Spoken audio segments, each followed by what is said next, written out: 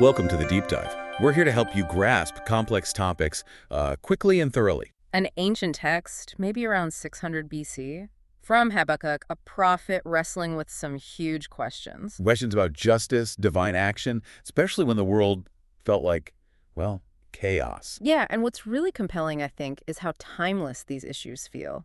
It's not just history. No, it's this raw, honest dialogue.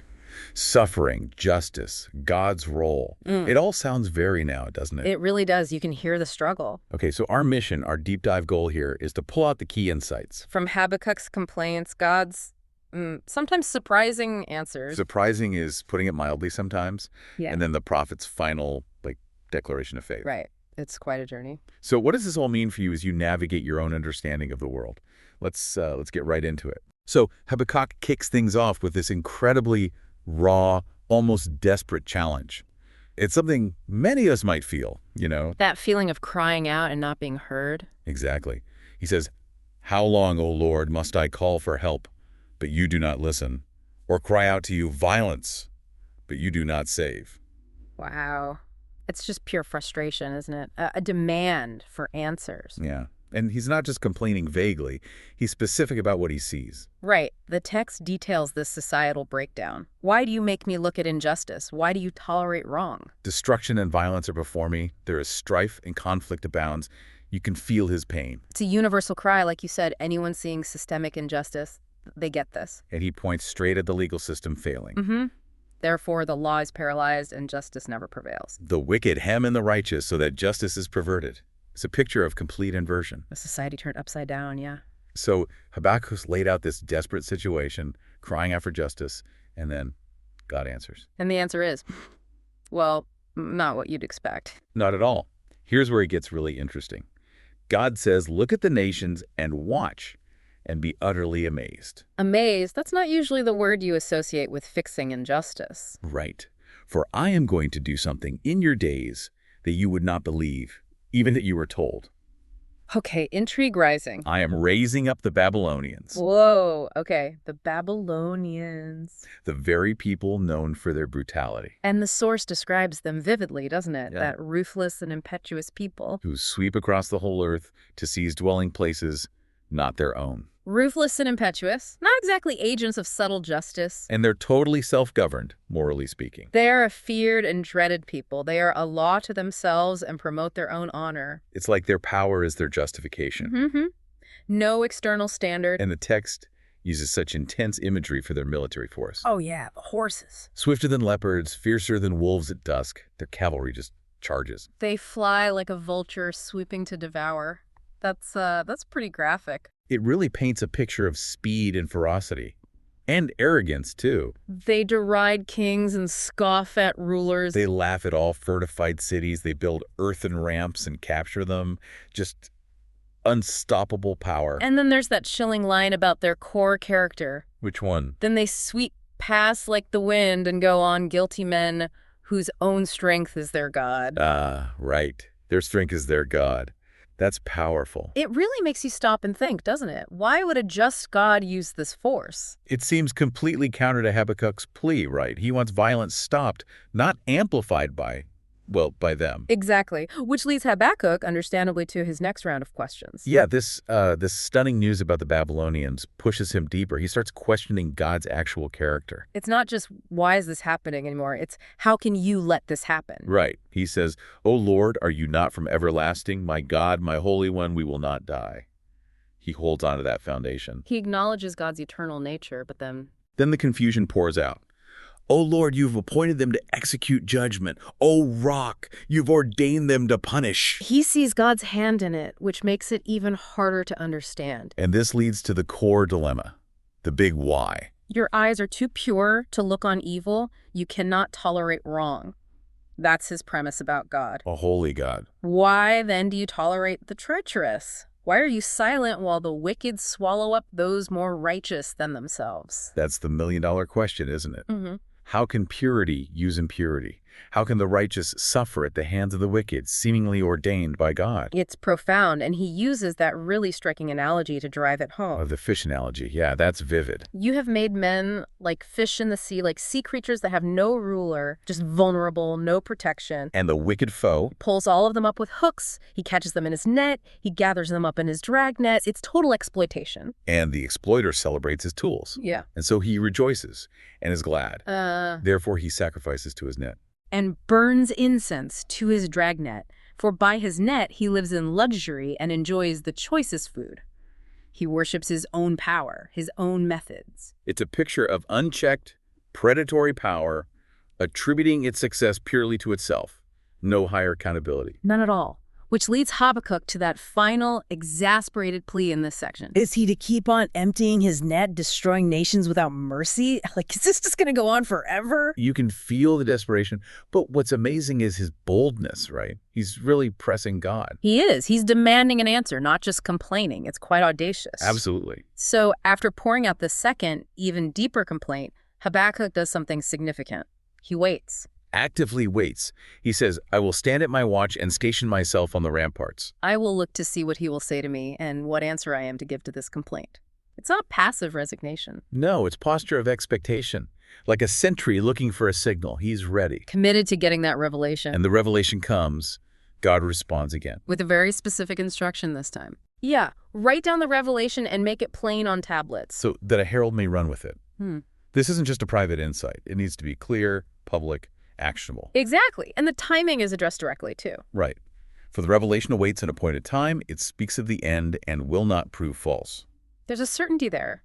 Though it linger, wait for it. It will certainly come and will not delay. Patience is required, but the outcome isn't in doubt. That's a huge promise. It is. It frames everything that follows. And the core of this second answer, this written revelation, it sets up this really pivotal contrast. Between the wicked and the righteous, yes. It clarifies the underlying principles. So how are the wicked described here? With pretty stark clarity. See, he is puffed up. His desires are not upright. Puffed up.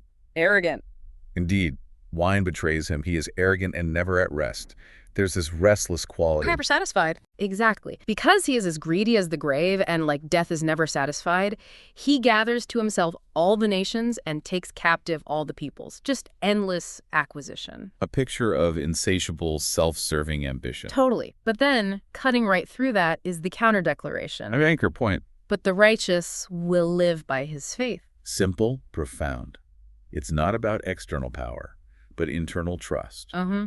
And it really forces you to ask, what's true strength? What actually lasts? Is it the frantic grabbing of the puffed up, or the steady trust of the faithful? A fundamental question about stability versus fleeting power. Okay, so God isn't ignoring the injustice, but justice has its own timing and mechanism.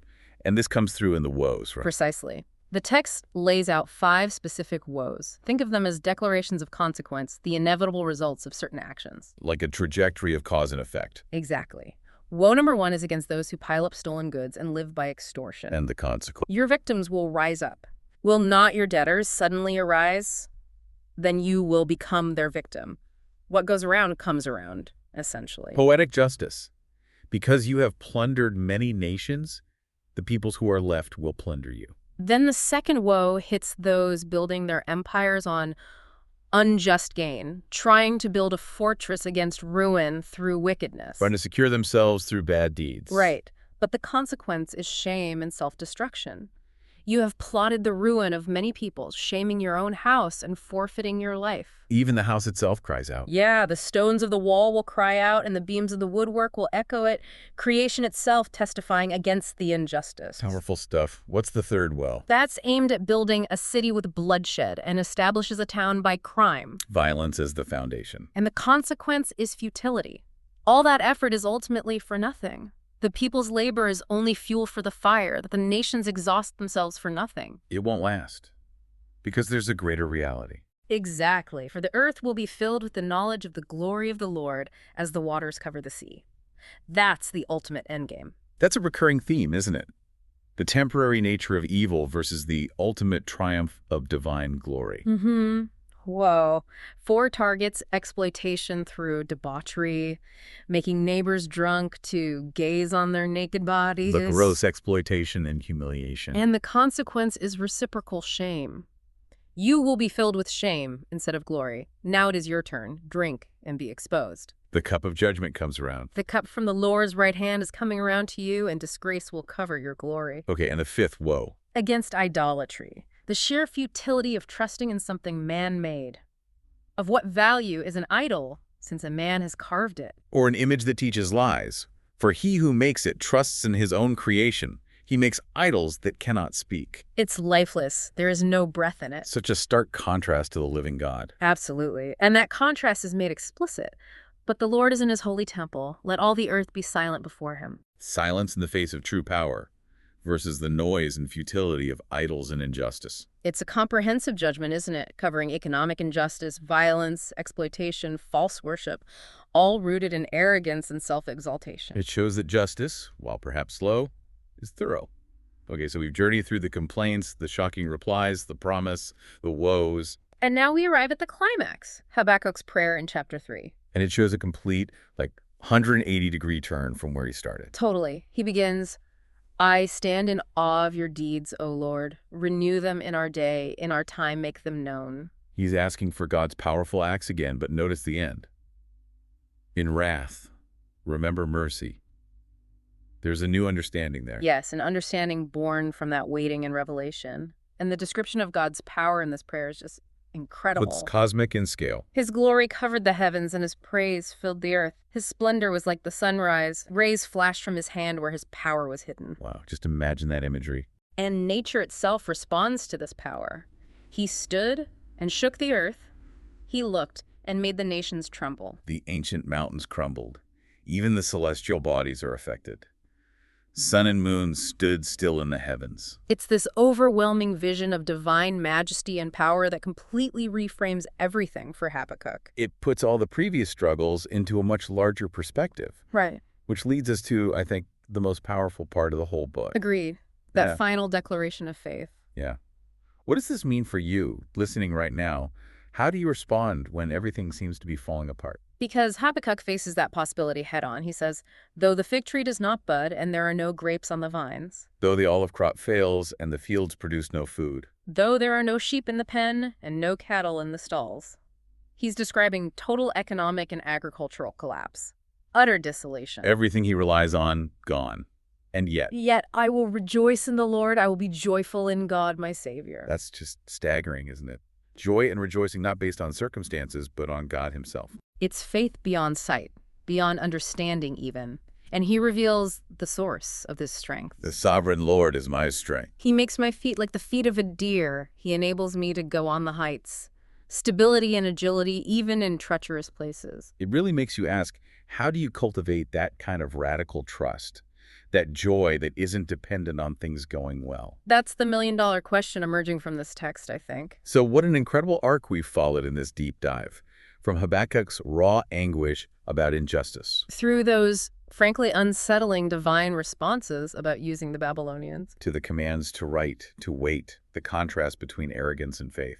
The detailed consequences laid out in the woes. And culminating in this breathtaking prayer of awe and unshakable trust, even if everything collapses. The lessons feel so relevant, don't they? The complexity of justice, how it unfolds, often in ways we don't expect. The clear consequences for unchecked power and arrogance. And maybe most powerfully, the possibility of finding strength, even joy, through faith when circumstances look bleakest. Yeah.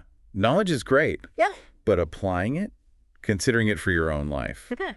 That's where the value is. And this text gives us a lot to chew on. Absolutely. So let me leave you with this question. What really stands out to you about finding joy and strength when everything seems to be failing? How does that ancient conversation maybe shed some light on the challenges, the uncertainties you face today? Something to think about. We hope this deep dive leaves you not just well-informed, but also deeply curious for more. Until next time, keep diving deep.